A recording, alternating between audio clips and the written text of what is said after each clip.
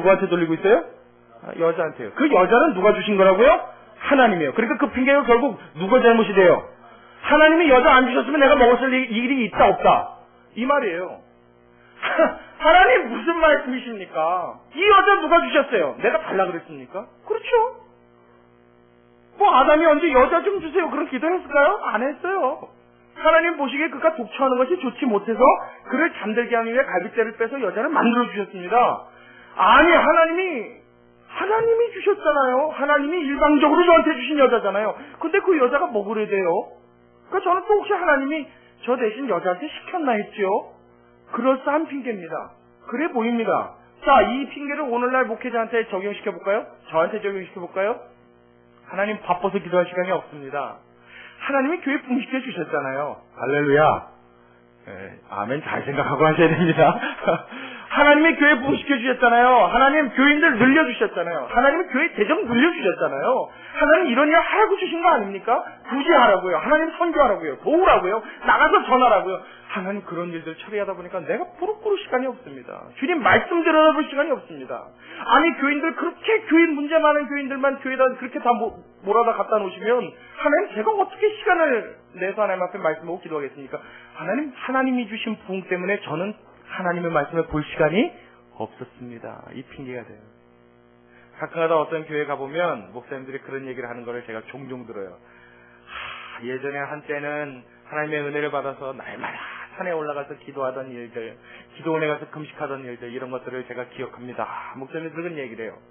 그러면 아멘 그러고 은혜가 되죠. 근데 뭐라고 하시냐면 근데 요즘에는 통 바빠서 제가 기도할 시간이 없습니다. 그러면서 뭐라고 하냐면 요즘에서 그때 적금 들어놨던 기도 이자 타먹고 삽니다. 그래요. 여러분 그 말이 됩니까? 무슨 기도가 적금이에요? 이자 타먹게? 차라리 보험을 들지. 그죠? 하나님한테 그런 거 있으면 좋겠어요. 평생 기도보험, 뭐 종신 기도보험 이런 거 있잖아요. 생명 기도보험. 그래서 기도 열심히 죽을 때까지 하다가 딱 죽고 나면 그 기도했던 모든 공력이 자식에게 넘어가는 거. 뭐 이런 거요. 근데 여러분 기도는 그런 게 아니죠. 기도는 뭐 물질이나 이런 게 아니죠. 기도는 뭡니까? 살아계신 하나님과 나누는 대화입니다. 할렐루야. 근데 무슨 대화를 조금 들어놨다가 이자를 타먹냔 말이에요. 그건 저 지금 기도 안 하고 있습니다라는 핑계밖에는 되지 않습니다. 사도들은 이걸 깨달은 거예요. 여러분 교회가 커지면 거기에 따른 많은 문제들이 있습니다. 많은 일들이 있습니다. 잘 기억해야 합니다. 여러분 우리 교회도 만약 하나님 은혜 주셔서 크게 양쪽으로 부흥을 시켜주신다면 그 안에 더욱 하나님께 매달리는 무릎이 있어야 할 줄로 믿으시기 바랍니다. 그것이 없으면 교회가 커지는 것은 여러분 축복이라고 볼 수가 없어요. 그게 정말 축복이 될 수 있을지는 정말 이건 우리가 미지수입니다. 교회가 양쪽으로 커진다. 야 목회 성공했다. 천만의 말씀이요. 그 목회가 성공했다는 건 누가 합니까? 분명한 것은 하나님께서 은혜 주심에 따라 교회가 커지고 그 안에 많은 일들이 있을 수는 있으나 그럴 때일수록에 바쁠 때일수록 더 많은 일이 교회 안에 산재되어 있을수록 하나님과 가까워지기 위해 몸부림치는 교회, 이 교회가 살아있는 교회인 줄로 믿으시기 바랍니다. 믿으시기 바랍니다. 그래서 오늘 본문에 무슨 일이 일어나요? 드디어 사도들이 결단을 내립니다. 우리 3절 같이 읽습니다. 3절. 자, 3절 함께 읽습니다. 시작. 형제들아, 너희 가운데서 성령과 지혜가 충만하여 칭찬 듣는 사람 몇 명이요? 7을 택하라. 우리가 이 일을 저희에게 맡기고, 그 다음에 4절이 가장 중요합니다. 4절 함께 읽습니다. 시작. 우리는 기도하는 것과 말씀 전하는 것에 전무하리라 하니. 할렐루야. 할렐루야. 자, 오늘 말씀 중에 제일 중요한 구절이 바로 이 4절입니다. 우리는 뭐요? 기도하는 것과 말씀 전하는 것에 전무하리라. 할렐루야.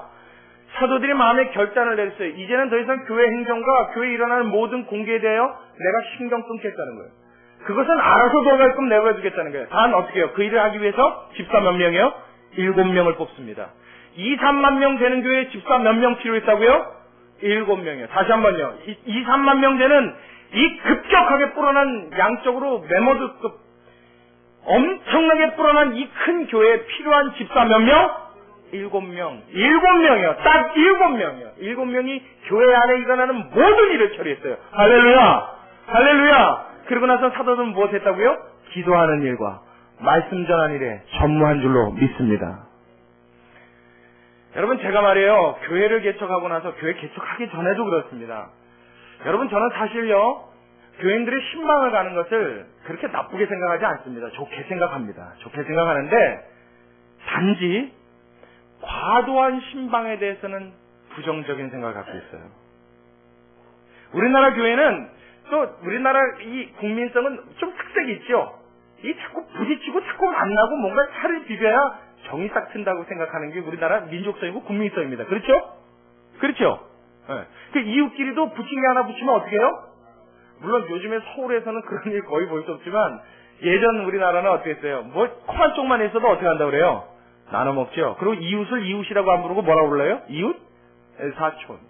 그래서 뭔가 이렇게 자꾸 만나고 부딪히고 그냥 서로 이렇게 이런 것들에 대해서 굉장히 우리는 시각적으로도 또 사상적으로도 굉장히 그런 일들이 마땅하다고 생각합니다. 그래서 교회가 태동되고 교회가 우리나라에 자리를 하면서 제일 신경 썼던 부분들이 뭐냐? 목사님들이 제일 많이 했던 것들이 신방이에요. 그렇죠? 교인들 일일이 가서 돌아보고 만나보고 챙겨주고 기도하고 그것이 나쁘다는 것이 아닙니다. 좋습니다.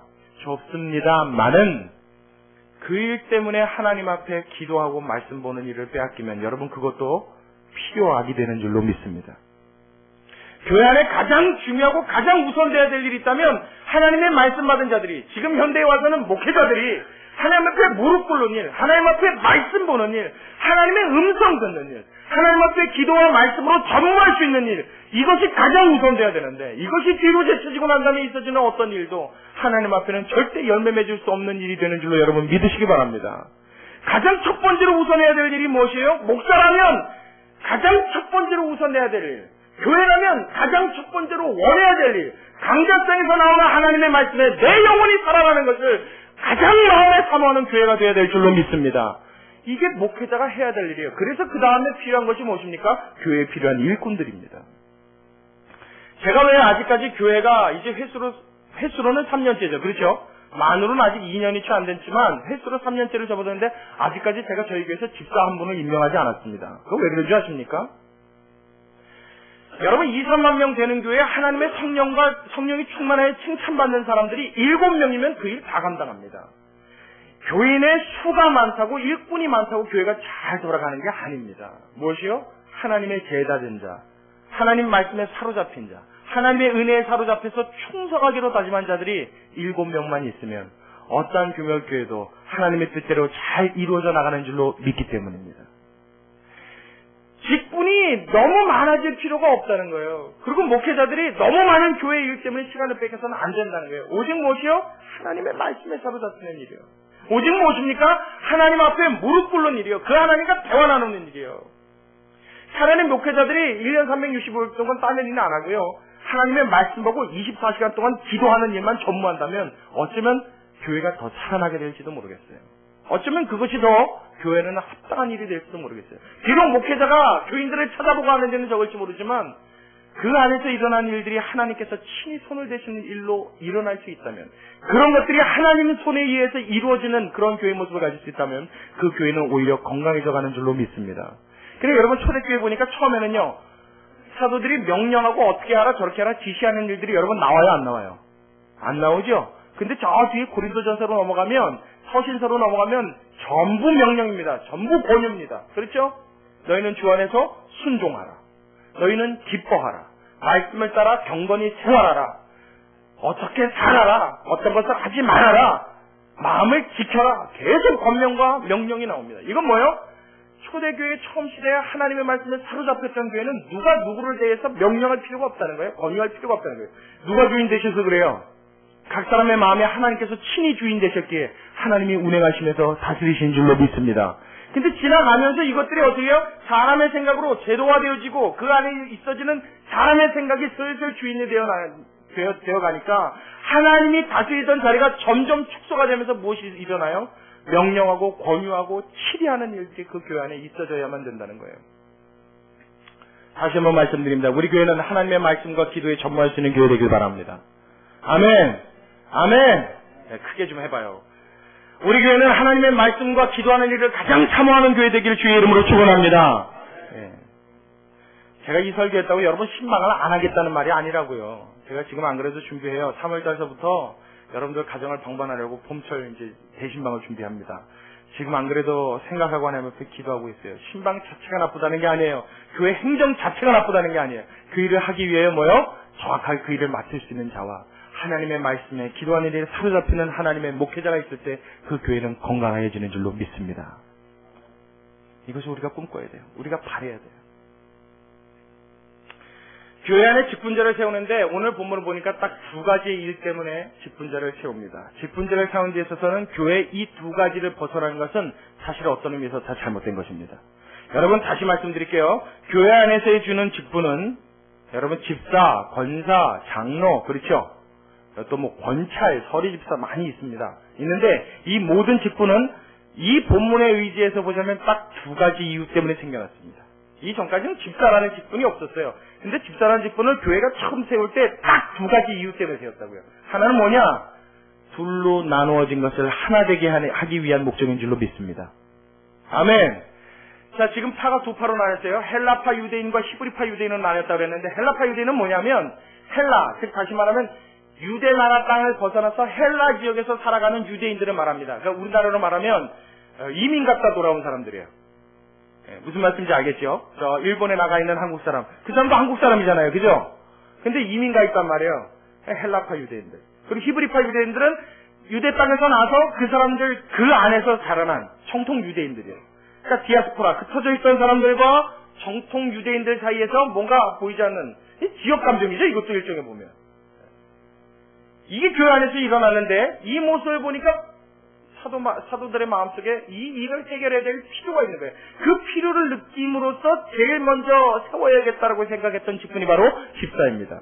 그러니까 집사의 직분은 뭐예요? 이 분리될 수밖에 없었던 일을 잘 해결함으로써 분파되어 있던 사람들의 마음을 어떻게 하는 데 목적이 있어요? 하나 되게 하는 데 목적이 있는 거예요. 그의 직분자를 세웠다는 것은 뭐예요? 직분을 세워서 그 사람의 위치와 명예를 높여주는 데 있지 않고 직분자가 세워졌다는 것은 그 직분을 받음으로써 교회를 어떻게 하는 거예요? 하나 되게 하고 든든하게 하는데 하나님의 목적과 뜻이 있는 줄로 믿으시기 바랍니다. 교회 직분자는 많은데 직분자들끼리 막 분파되는 거 여러분 본 적 있어요 없어요? 크게 얘기해도 돼요. 있어요 없어요? 있죠? 야, 이 교회는 직분자만 따져도 교회 한 2-3개는 만들겠다. 어떤 교회는요 장로님만 해도 교회 하나 세우겠다는 교회도 있어요.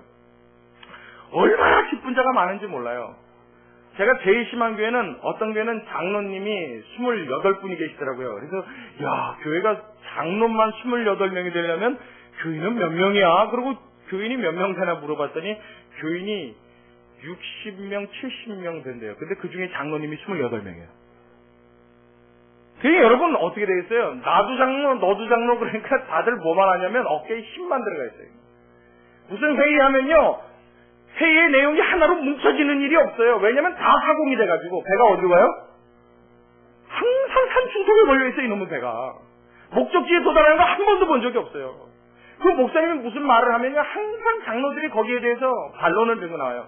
28명의 생각이 다 나옵니다. 그러니 여러분 한 가지 의견에서 28가지 의견이 나오면 어떻게 됐어요? 그러면 게 어떻게 잘 추진이 되겠습니까? 안 되겠습니까? 어떤 일도 그 교회에서 제대로 하는 걸 못 봤어요. 결국은 분쟁하고 싸우고 다투다가 그것 때문에 상처받아서 몇 주 동안 나 교회 안 나와 뭐 난리를 치고 그냥 울며 겨자 먹기로 일이 진행되는 경우를 많이 봤단 말이에요. 여러분 이건 뭐 때문에 그래요? 직분자들이 많을 뿐만 아니라 직분을 하나님이 주신 계급으로 착각하고 오해한 데서 오는 잘못된 일들입니다. 직분은 무엇입니까? 교회를 섬겨서 과부들이 공개받지 못하고 있다는 그 사실을 잘 섬김으로써 그 마음의 불만을 해소하고 흩어진 마음을 하나로 모으는데 하나님은 직분을 주시는 의미를 담고 있는 줄로 믿으시기 바랍니다. 한 번 더요. 믿으시기 바랍니다.